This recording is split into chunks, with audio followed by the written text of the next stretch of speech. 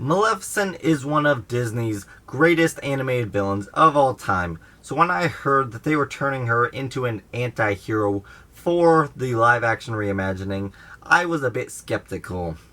I'm happy to say though that my skepticism was misplaced because Maleficent was a complete joy to watch. Hi everybody, I'm Luke Filmboss and today I will be reviewing Disney's Maleficent. Let's get into it. This review is going to be a little bit different from some of my other reviews. To start us off, I'm just going to mention some of my own personal opinions and thoughts on the movie, but the majority of this video is going to be me discussing one key topic that brought this movie to an A-list level, one key ingredient that makes this movie great. But real quick, I'm just going to give you some of my thoughts on the film.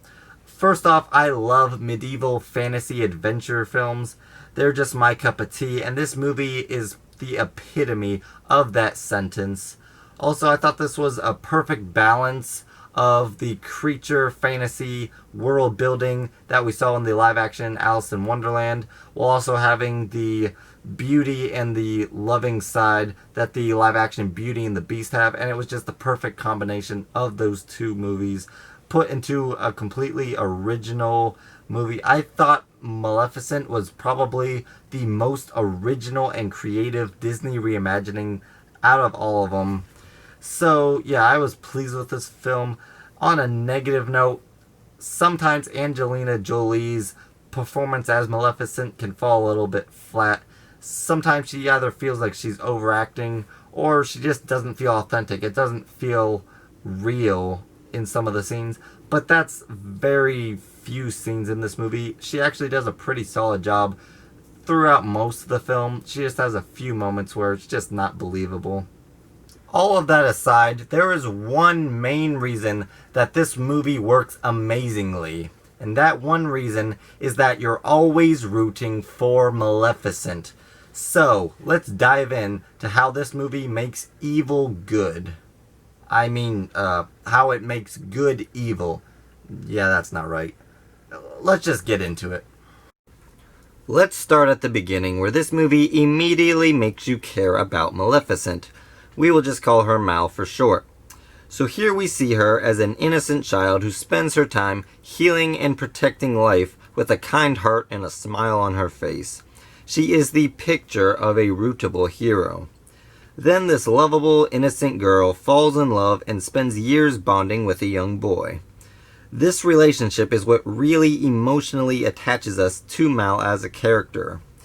Well, Mal's lover leaves her for a number of years, and during this time, Mal is defending her homeland from an evil ruler, risking her life and enduring physical pain. She succeeds in fighting off her enemies, but soon after, Mal's old lover Stefan comes back, but for selfish reasons that she is unaware of. But what does Mal do? She gives him another chance at love. So, what kind of character has the movie built up so far? Well, the film has shown us that Mal is a kind, innocent protector who defends the innocent and gives people a second chance. To put it simple, all of Mel's actions have been selfless. She is always focused on helping others rather than herself. You could argue that Mal fell in love to make herself happy, but if you know anything about real love, then you know that love is about what you can give to the other person, and that is exactly what Mal does. And just on a quick side note, Mal's first kiss was on her 16th birthday. Just remember that. So, after we, the audience, see Mal act selflessly for others for nearly 20 minutes in the movie, how does she get repaid? Well, her lover Stefan cuts off her wings so that he can become king. Now, at this point, Stefan could have killed Mal, but there was still some good in him, so he didn't take her life, just her wings. But these wings have been shown to be a huge part of Mal's life. Not only are they a practical part of her transportation and defense, but they were also one of her biggest and only signs of significance. Furthermore, whether her wings were important or not, the real hard blow is the realization that her lover doesn't actually love her, but was just using her. we the audience feel the hard blow of this betrayal and now see Mal's motivation for cursing the king's bloodline. Now let's look at the scene where Mal curses the sweet little baby Aurora. As soon as Mal shows up at the castle, Stefan begins viciously telling Mal to get out and that she is unwelcome. And Mal hasn't even done anything evil yet. The king is the one who wronged Mal, so why is he treating her like she did something wrong? It is because he is afraid of justice. He knows that Mal has every right to hold a grudge and get revenge, and he doesn't want to face consequences for his evil. The king's actions towards Mal prove that he is still the selfish rat that he was, and so even though we know Mal is about to cast an evil spell, we still root for her over King Stefan, because even though we don't want to either side to get away with their evil, we are forced to side with the one who we understand and are emotionally attached to. That would be Mal. There is also one specific action of Mal's that makes us like her even more. She has enough compassion left for King Stefan to allow for a way to break the spell. I have to compare this scene to the animated version, so that you see the difference between wicked Mal from the animated version and emotionally wounded Mal from the live-action movie. In the animated version, Mal curses Aurora simply because she wasn't invited to the celebration. To be plain, she cursed the baby because she is evil and she wanted to do an evil thing. Compare that to the live-action Mal, where cursing the baby is about punishing Stefan for stealing her wings and breaking her heart. Mal's motivations are personal here and understandable. Also, in the animated film, Mal's curse is for Aurora to die on her 16th birthday, and she doesn't give any way to bring her back to life. One of the good fairies has to use her magic gift to allow for True Love's kiss to awaken the princess. In the live-action story, Mal makes the decision for True Love's kiss to wake the princess. Mal makes this decision and thus allows the audience to side with her because they still see hope in her character. Also, did you notice that the curse was set to be fulfilled on Aurora's 16th birthday? This is another personal issue between Stefan and Mel because it was on Mel's 16th birthday that she had her first kiss with Stefan. That was the day that Stefan cursed Mal into an inevitable heartbreak. Now, at this point in the movie, Mal is now a full villain. She is pleased with all of the sorrow and fear that she has produced, and she doesn't appear to be changing anytime soon. However, she keeps an eye on the baby Aurora because of one glimpse at the baby's sweet face while she was in the palace. Now we see Mal keep a watchful eye on Aurora. Mal pretends not to care about the princess, and even tries to scare the child when the sweet baby's smile starts to melt her heart. But the baby just smiles at Mal again. This begins to create the next big bond that the audience has with Mal. The redemption story. Mal soon starts feeding the baby when the baby gets hungry, saving the child when she is in danger, and letting the little girl play with her horns, etc. It all builds Mal up as a kind, compassionate, nurturing, protecting mother figure. We also see Mal healing the forest, which lets us know that she is still for life over death, and that she isn't as cold-hearted as even Mal herself believes. All of this happens before a big fight scene where Mal almost mercilessly beats up a bunch of Stefan's soldiers who are trying to break down her wall of thorns.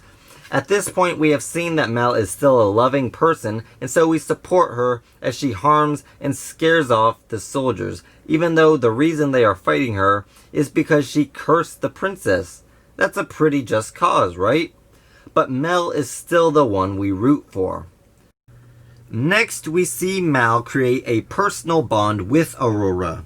And then comes the moment where we once again root for Mal's every action like we did at the beginning of the film. Mal tries to break Aurora's curse, and this is the moment where the audience truly knows that Mel's heart has changed and that she let love come back in. Mal loves Aurora and she wants to undo the evil that she has created, but she can't.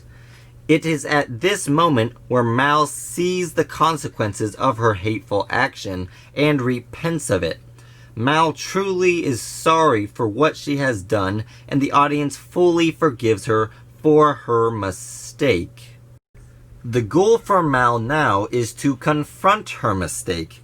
She tries preventing the curse by allowing Aurora to stay with her in her kingdom, but this doesn't work when Aurora finds out about the curse and wants nothing to do with Mal, and for good reason.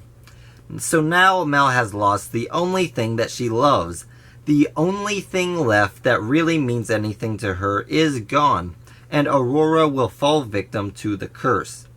What does Mal do?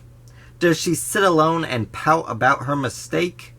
No, she immediately, and I do mean immediately, looks for the next alternative. True love's kiss. And Mal knows exactly who to find. The young Prince Philip, who Aurora took a liking towards earlier in the movie. All Philip needs to do is kiss Aurora when she falls into the magical sleep, and the curse will be broken. This is a bold move on Mel's part, because the movie has made it clear that she doesn't believe in true love. But she finds the prince and brings him to the castle to save Aurora from the curse anyway. Why? Because she loves Aurora. Mel is no longer focused on herself and her feelings like she was when she cast the spell. She is completely focused on Aurora and how she can save her at any cost, even if she doesn't believe in it.